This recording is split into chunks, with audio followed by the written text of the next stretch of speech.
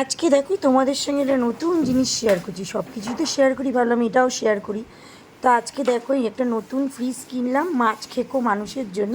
মজা করলাম, কারণ হচ্ছে আগের ফ্রিজটা একটু অনেক পুরনো হয়ে গেছিলো, তাই ভাবলাম একটা নতুন ফ্রিজ, একটু বড় ফ্রিজ দরকার। অনেক মাছ হোম ডেলিভারি করি, অনেক টুকটাক রান্নাবান্না থাকে, আর সবজি ফবজি সব অনেক কিছু থাকে। আগের ফ্রিজটা একটু নষ্ট হয়ে যেত বলে একটা ভাবলাম যে নতুন কোনো ফ্রিজ কিনি। তাই সেদিনকার হুট করে প্ল্যান করলাম, তাই এই ফ্রিজটা নিয়ে আসলাম। কেমন হয়েছে বলো। নতুন ফ্রিজ কিনলাম। অ্যাকচুয়ালি এই ফ্রিজটা অনেক বছর হয়ে গেছে, পুরনো হয়ে গেছে, ঠান্ডাও হয় না, একটু খারাপও হয়ে গেছে। এখনও পর্যন্ত কিছু রাখিনি। এই জিপটা সবজিগুলি সব ঢোকাবো, সব পুরনো ফ্রিজে আছে।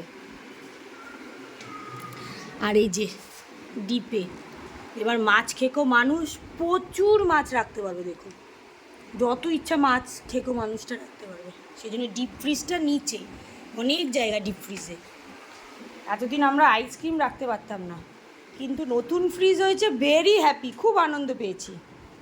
কিন্তু এই দেখুন নোংরা, দেখবেন এই যে এখন কটা বাজে, 4টে বাজতে চলে, আমি এখনও পর্যন্ত খেতে পারিনি। এখন এই সব পরিষ্কার করব, কি করে করব, কখন করব জানি না।